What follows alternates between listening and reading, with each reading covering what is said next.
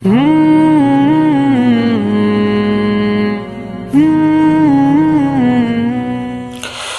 সুবহানাহু ওয়া তাআলা আমাদেরকে কোরআনে কারীমের মধ্যে হুকুম দিয়েছেন, মা আতাকুমুর রাসূল ফাখুযুহু ওয়া মা নাহাকুম আনহু ফান্তাহু। রসুল যেটা আদেশ করেন সেটা পালন করো, রসুল যেটা নিষেধ করেন সেটা বর্জন করো।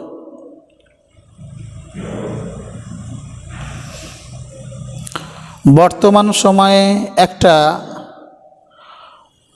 বড় সংখ্যার পিতামাতারা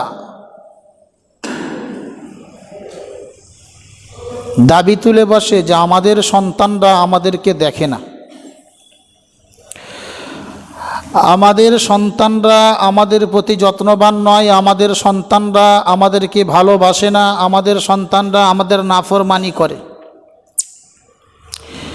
এই কথাটা যদি বাস্তবের সঙ্গে মিলানো হয় তো 100% সত্য। তাদের দাবিটা একেবারে মিথ্যা নয়, বরং 100% সত্য। অথচ কোরআনে হাকিমের মধ্যে আল্লাহ পাক সন্তানদেরকে পিতামাতার প্রতি যত্নবান হওয়ার আদেশ দিয়েছেন। সন্তানদেরকে আল্লাহ পাক পিতামাতার সঙ্গে সদ্য ব্যবহারের হুকুম দিয়েছেন, অর্থাৎ ফরজ। আপনি যার সঙ্গে যাই করুন না কেন, আপনার পিতামাতার সঙ্গে আপনাকে সদ্য ব্যবহার করতেই হবে। কিন্তু আজ আমাদের সন্তানরা আমাদের বিরুদ্ধচারণ করছে কেন? আমাদের সন্তানরা আমাদের কথা শুনছে না কেন? আমাদের সন্তানরা আমাদের আনুগত্য স্বীকার করছে না কেন? এতে তো আমাদের কোনো ভুল নাই। তো এ সমীক্ষাটা কিন্তু কোনো বাপই করে রাখেনি। বর্তমান সময়ে সন্তান জন্ম দেওয়াটা একটা ফ্যাশন আর মনের চাহিদা মেনে নিয়েছে।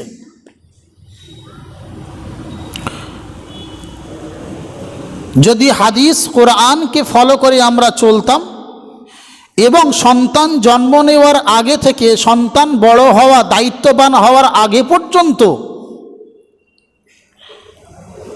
অর্থাৎ আমরা যে পিতা হিসাবে পরিচিত হচ্ছে, এই পরিচয় হওয়া থেকে নিয়ে তার জ্ঞান হওয়া পর্যন্ত আমাদের দায়িত্বগুলো আমরা সঠিকভাবে পালন করে থাকি, তাহলে কিন্তু আমাদের সন্তানরা আমাদের নাফরমান হবে না।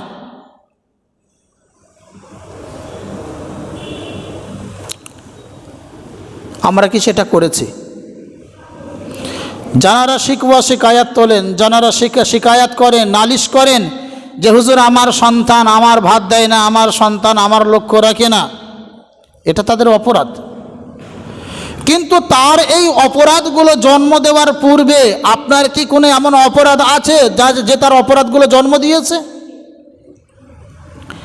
আমি কি এমন কোনো ভুল করেছি যে ভুলের কারণে সন্তান আজ আমাকে এই শিলা বা বদলা দিচ্ছে? এটা আমরা কোনোদিন সমীক্ষা করি না। এক কথায় আমরা এটাই বুঝি, সন্তান বড় হয়ে গেলে পিতামাতার আনুগত্য স্বীকার করতে হবে, পিতামাতার সঙ্গে সদ্য ব্যবহার করতে হবে। কিন্তু কিভাবে সদ্য ব্যবহার করবে, কিভাবে পিতামাতার সঙ্গে উত্তম থেকে উত্তম চরিত্র ধারণ করবে, সে সম্পর্কে আমরা কি তাদের শিখিয়েছি?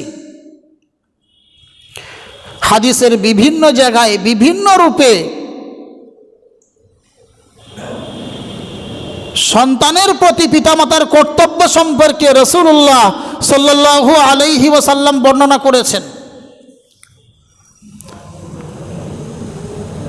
বিভিন্ন জায়গা থেকে গুছালে আমরা বুঝতে পারি 12 থেকে 14টা হক এমন আছে যেগুলো পিতামাতার উপরে ফরজ ছিল সন্তানের জন্য। কিন্তু দেখা যায় যে আমাদের মধ্যে ওই সমস্ত মানুষ যারা সন্তানের কাছে নিপীড়িত, নির্যাতিত, তারা একটাও আদায় করেনি। রাসূলুল্লাহ সাল্লাল্লাহু আলাইহি ওয়াসাল্লাম বলেন, সন্তান ভূমিষ্ঠ হওয়ার আগে, অর্থাৎ সন্তানের প্রথম অধিকার পিতামাতার উপরে হলো এটাই যে সন্তানকে একটা দিনদার মা উপহার দেওয়া। দিনদার মা উপহার দেওয়া। আল্লাহ নবী সাল্লাল্লাহু আলাইহি ওয়াসাল্লাম বলেন, ইমামে বুখারী এবং ইমামে মুসলিম রহমাতুল্লাহ এর রিওয়ায়াতকে নকল করেছেন। আল্লাহ রসুল বলেন, তুনকাহুল মারআতু বিআরবাইন, চারটে জিনিস লক্ষ্য করে মেয়েদেরকে বিবাহ করা যায়। লিমা লিহা, নাম্বার 1, সে মেয়ের পরিবার মালদার কিনা, এটাও মানুষ ফলো করে না করে না? যে মেয়েটাকে দেখতে যান, যে মেয়েটাকে বাড়ির বৌমা করতে চান, বা যে মেয়েটাকে কোনো ছেলে বিয়ে করতে চায়, সেই মেয়ের পরিবারকে দেখে সে মালদার কিনা, দেখে না? ওয়ালি হাসাবিহা, তার বংশমর্যাদা খোঁজে, যে আমার মেয়েটা, আমার ছেলেটা যে বাড়িতে বিয়ে দেব সেই বাড়ি বংশমর্যাদা কেমন, অর্থাৎ এলাকায় তার প্রসঙ্গে মানুষের ধারণা কি, এলাকার মানুষরা তাকে কতটা মর্যাদা দেয়, এলাকার মানুষরা তার সঙ্গে কেমন ভালোবাসে, অর্থাৎ এলাকার তিনি মান্যগণ্য ব্যক্তি কিনা, এটা আমরা দেখি। ওয়ালি জামালিহা, নাম্বার 3 আল্লাহ রসুল বললেন তার সৌন্দর্যতা দেখে, তার রূপ লাবণ্য দেখে। নাম্বার 4 রসুল বললেন ওয়ালি দীনিহা, রসুল বললেন 4 নম্বরে দিন দেখে, দিনদারি দেখে। প্রথমে আল্লাহ রসুল বললেন মেয়েদেরকে বিয়ে করতে গেলে 4টে জিনিস মানুষ ফলো করে, কিন্তু 4টে জিনিস কি কি মানুষ ফলো করে? প্রথম হলো কি, কেহ ফলো করে যে মেয়েটাকে আমি বিয়ে করছি বা যে মেয়েটাকে আমার বৌমা করে বাড়িতে আনছি, সেই মেয়েটা মালদার কিনা, তার বংশে মালদারি কিনা, ধনঢ্যশালী কিনা।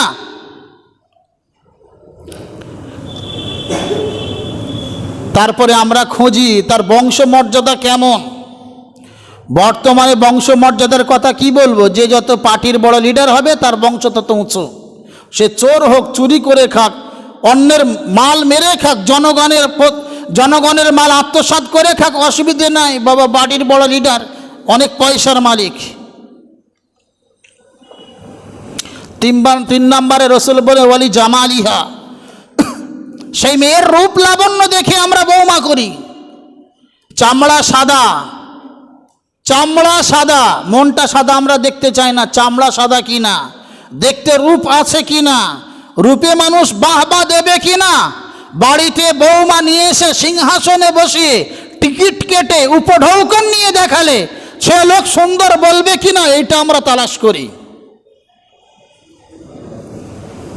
এবারে আমরা বলি, তাহলে যদি এই 3টে দেখলাম, মালদার কিনা, বংশমর্যাদা আছে কিনা, আর সৌন্দর্য কিনা, এই যদি 3টে দেখি, আর দেখার পরে বিয়ে করে বুড়ো হয়ে যাওয়ার পরে বলি, সন্তান তুমি তো আমার সন্তান, রাসূলুল্লাহ তোমার উপরে অধিকার দিয়েছে আমাদের, অর্থাৎ আমাদের অধিকারগুলো তুমি পালন করো, কোথা থেকে করবে? রাসূলুল্লাহ তো তার আগে আপনাকে অধিকার দিয়েছেন, আপনার সন্তানকে আপনি একটা সুন্দর, দিনদার, মুত্তাকি, পরহেজগার, আল্লাহওয়ালা মা দান করেন, আপনি দিয়েছেন কি? যদি আপনি তার প্রথম অধিকার খর্ব করে থাকেন, হাজারো আপনার অধিকার থাক, সন্তান যদি না আদায় করে, কিয়ামতের দিন আপনিও গ্রেফতার হবেন।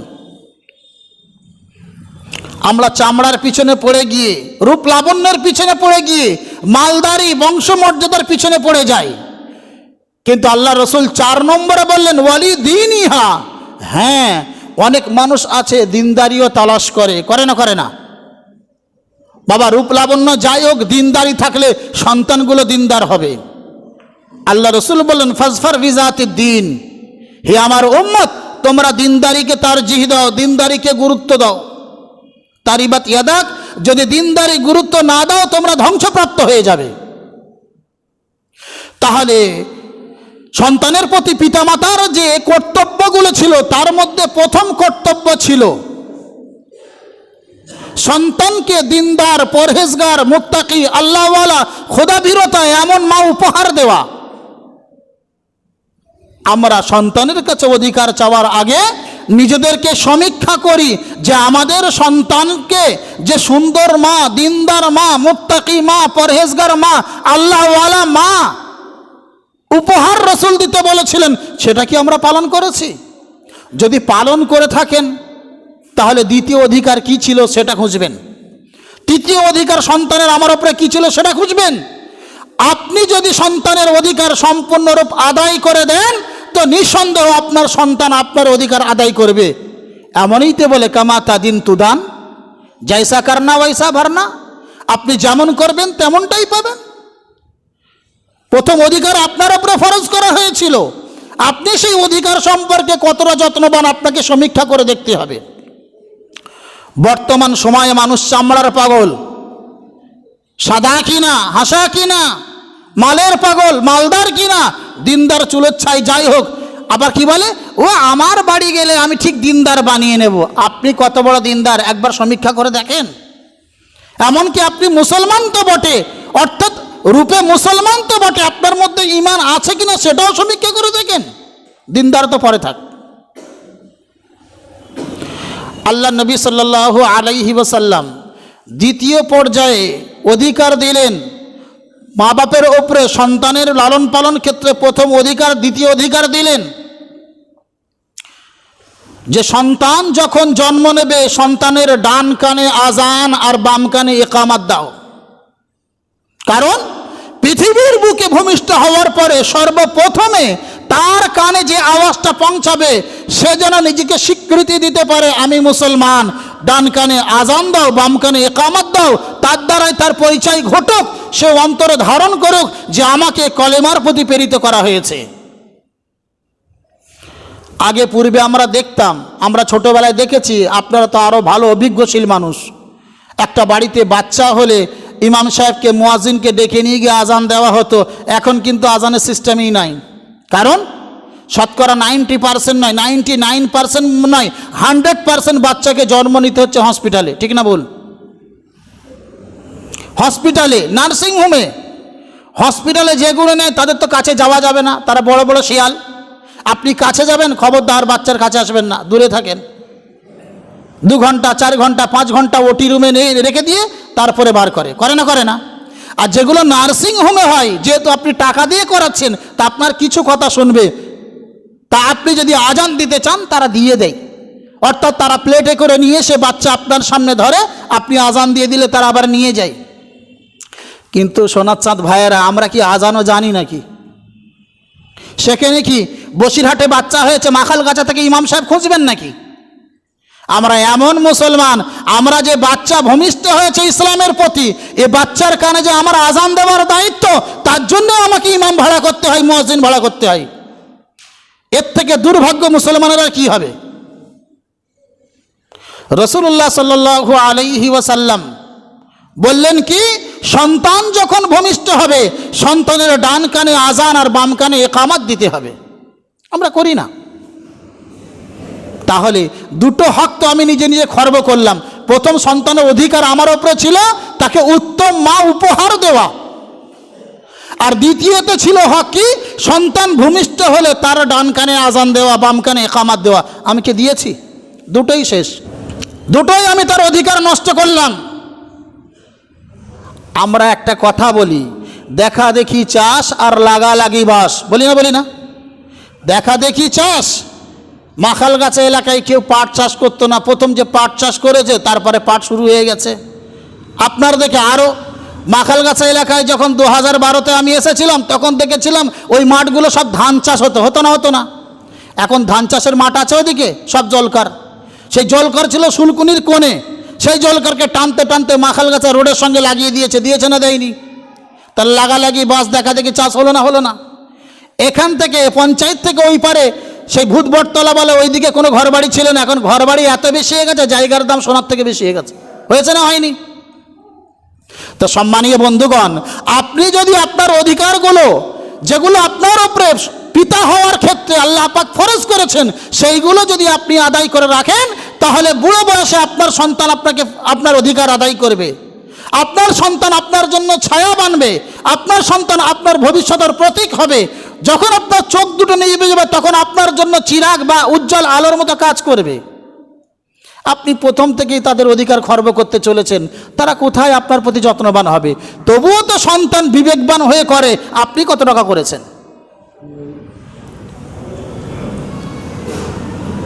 নাম্বার 3, রাসূলুল্লাহ সাল্লাল্লাহু আলাইহি ওয়াসাল্লাম বললেন, তোমার সন্তান যখন 7 দিন বয়স হবে প্রথমে তার সুন্দর থেকে সুন্দর নাম রাখা। খুব ভালো করে শুনি ভাই, 3 নম্বর, সুন্দর থেকে সুন্দর নাম রাখা। আমরা নাম কি রেখেছি? যদি ভালো নামও রাখে সেটা খারাপ করার জন্য আমরা প্রস্তুত, কিন্তু ভালো নাম খোঁজার জন্য প্রস্তুত নয়। আল্লাহ নবী সাল্লাল্লাহু আলাইহি ওয়াসাল্লাম বলেন, আহাব্বুল আসমা ইলাল্লাহি আব্দুল্লাহ ওয়া আব্দুর রহমান। আল্লাহ নবী সাল্লাল্লাহু আলাইহি ওয়াসাল্লাম বলেন, আল্লাহর কাছে সবথেকে পছন্দনীয় নাম হলো আব্দুল্লাহ ও আব্দুর রহমান। আমরা আমাদের ছেলে হলে, সাদা হলে, ফর্সা ছেলে হলে হাসা নাম রাখি, আর কালো হলে কেলটু নাম রাখি, আর তার থেকে ভালো খুঁজতে গেলে মন্টু, সল্টু, বল্টু ছাড়া নাম রাখি না। আপনি কটা অধিকার নষ্ট করলেন, খুব ভালো করে চিন্তা করুন। আমি বাপেদেরকে বলছি, যারা পুনরায় বাপ হবে তাদেরকে বলছি, আপনি সন্তানের অধিকার আদায় করছেন না, প্রতি পদক্ষেপে সন্তানের অধিকারগুলো খর্ব করছেন, আর তারপরে বলছেন আমার সন্তান আমার ভাত দেয় না, আমার সন্তান আমাকে দেখে না, আমি অসুস্থই কাতরাই, আমার সন্তান আমার দিকে ফিরে তাকায় না। আপনি তার অধিকার কটা আদায় করেছেন? অধিকার নেওয়ার জন্য ব্যস্ত কেন এত? 4 নম্বরে রাসূলুল্লাহ সাল্লাল্লাহু আলাইহি ওয়াসাল্লাম বললেন, 7ম দিনে তার নাম রেখে তার জন্য একটা আকিকা করে দেওয়া।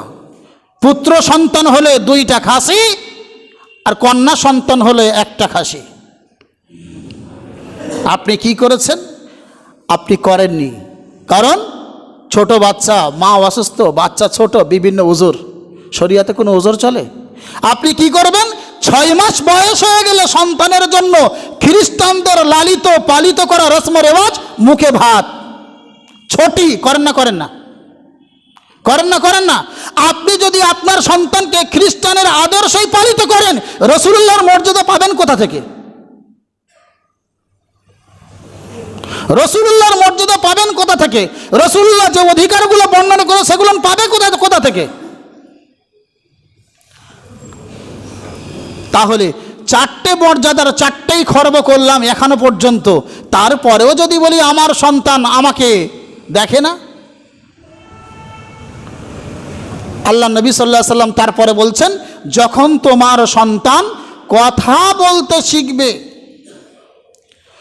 যখন তোমার সন্তান কথা বলতে শিখবে, ফালাক্কিনুহু লা ইলাহা ইল্লাল্লাহ, প্রথম কথা তাকে শেখাও কালেমা লা ইলাহা ইল্লাল্লাহ। আমরা বুকে হাত দিয়ে বলি আমরা শিখিয়েছি তো? মনে হয় আমাদের 80% বয়োজ্যেষ্ঠ মানুষেরা কলেমা সঠিকভাবে উচ্চারণ করতে পারে না। নিজের সন্তানকে শিখিয়ে রাখলে উচ্চারণটা ঠিক হয়ে যেত।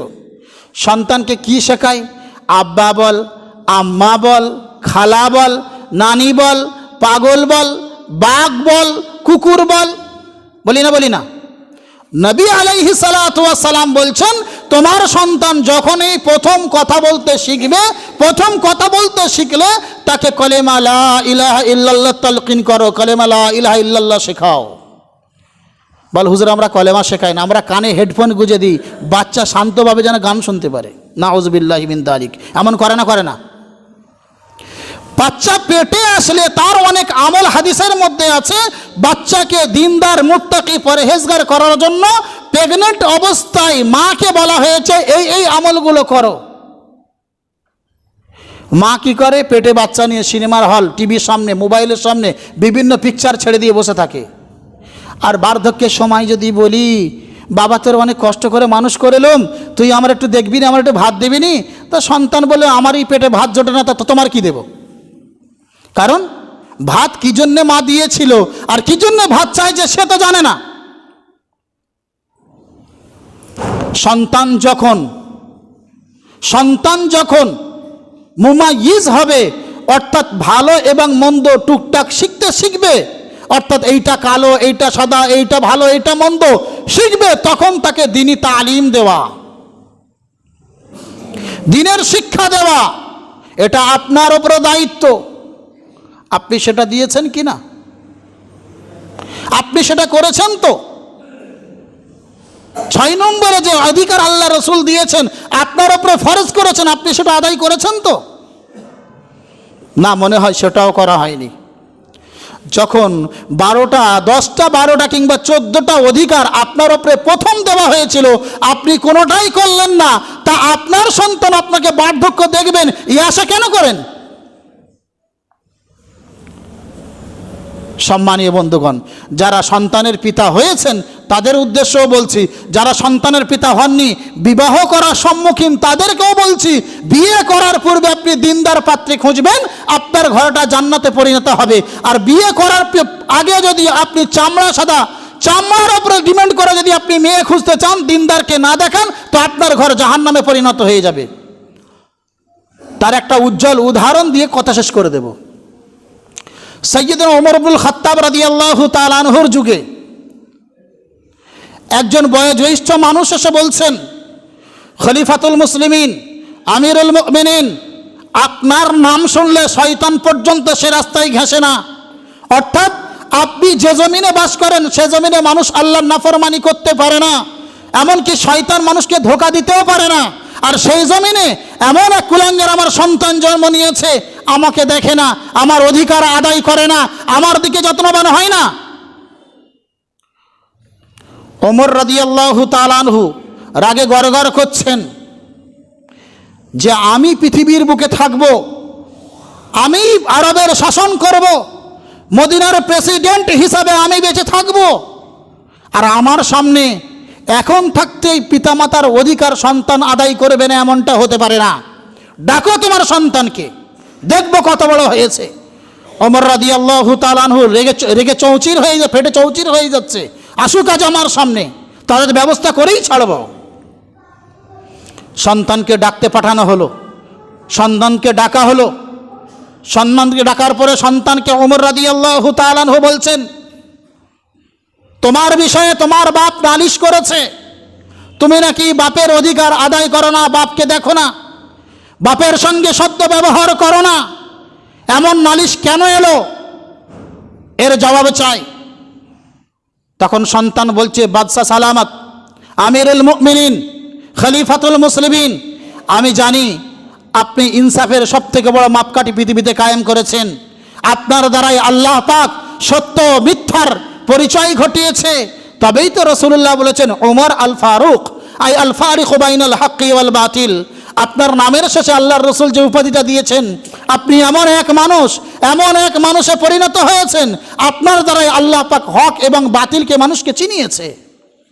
তবে আমাকে একটু বলার সুযোগ দিতে হবে। বলেন, অবশ্যই। রাসূলুল্লাহর আদেশ আছে, লা তাকদি বাইনা ইসনাইনি হাত্তা তাসমাআল আখার, অতক্ষণ পর্যন্ত দুজনের মধ্যে ফয়সালা করো না যতক্ষণ পর্যন্ত অন্যের কাছ থেকেও না শুনছো। এক মুখে কথা শুনে ফয়সালা করা যাবে না, রাসূলুল্লাহর আদেশ, তুমি বলো তোমার অধিকার রয়েছে। বলছে, আমিরুল মুমিনিন, আপনি বলেন, শুধু পিতামাতার প্রতি সন্তানের কর্তব্য আছে, না সন্তানের প্রতি পিতামাতারও কর্তব্য এবং ফরজ ছিল?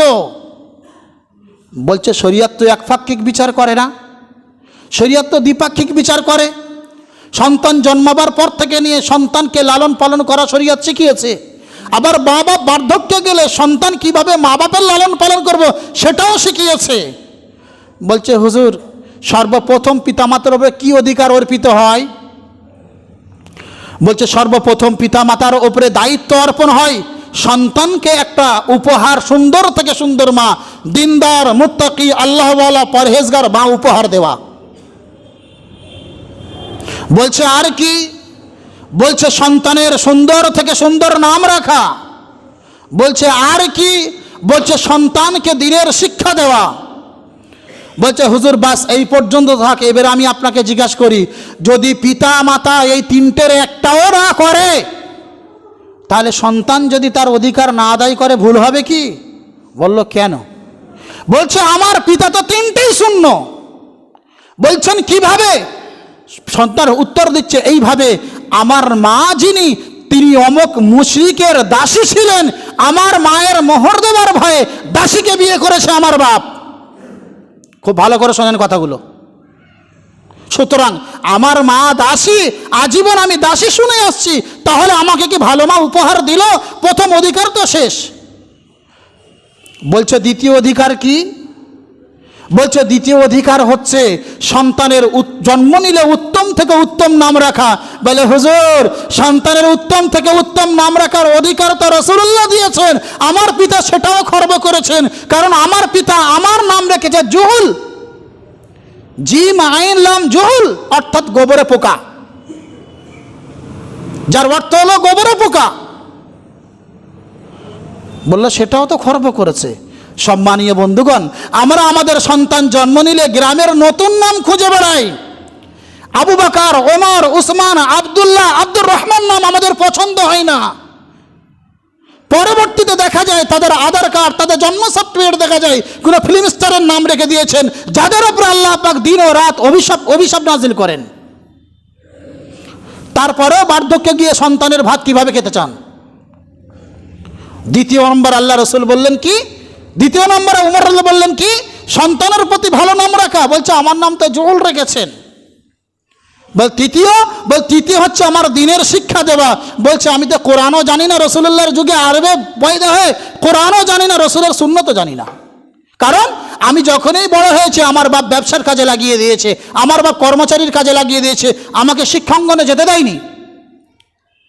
বলল চতুর্থ অধিকার কি? সন্তান বড় হলে তার সুন্দর, দিনদার, মুত্তাকি, পরহেজগার, আল্লাহওয়ালা মেয়েদেরকে বিয়ে দেওয়া।